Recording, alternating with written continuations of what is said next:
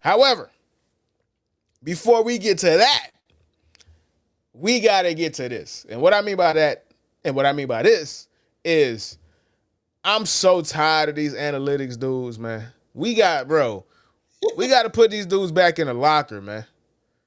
We got to put these dudes back in the locker, man. And for the people that's in the chat, for the people that's looking, and people that's watching this video, what I'm talking about, man, ESPN had a all quarter century list. Basically, who are the best players by position from years 2000 to now, the past 25 years. And they, for the most part, the list is fine. But there's just some serious omissions, right? Chief among them, you cannot have a quarter century list in a 25 years time frame that spans from 2000 to 2025, and you're saying that the best running backs in the past 25 years does not have Adrian Peterson. How is that possible? How can you do that? And this is the issue I have with analytics dudes. All right, now let's get back to running back, because there's 1A, 1B, and 1C. 1C is Adrian Peterson, as far as being the best pure football player I've ever seen in my life. How do you have a list of the best players at their position for the past 25 years that does not include Adrian Peterson? You got Priest Holmes, you got Christian McCaffrey, and you got Derrick Henry. And you have practice squad LaDainian Tomlinson. They put LT on the practice squad? They put LT on the practice squad. Get out of here. This is to say this and to do this to not only Adrian Peterson, but LaDainian Tomlinson as well. It invalidates the entire list. I don't care how right you were. If you got 99% right, that 1% is so egregious that I can't trust any of this. No. That means that the formula that you created to get this list has to be flawed.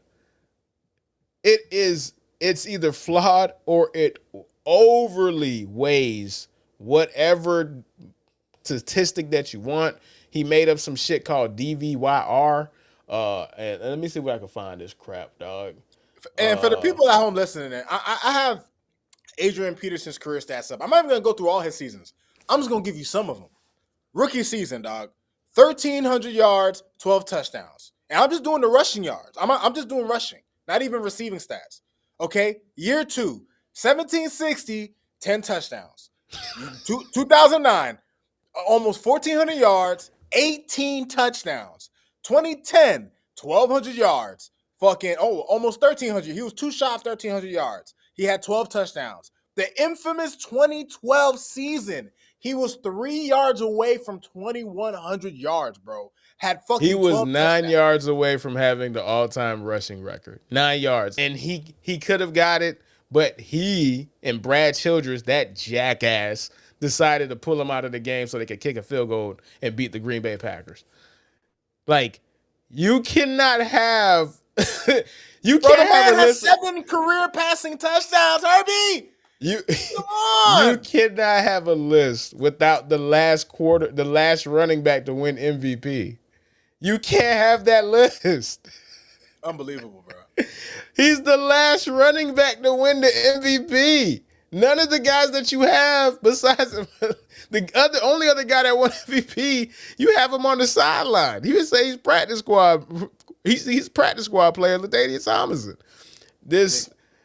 And basically the crux is, man, the stat nerds are way too reliant on the stats. And here it is, bro. We relied heavily on FTN's DYAR metric, defense adjusted yards above replacement.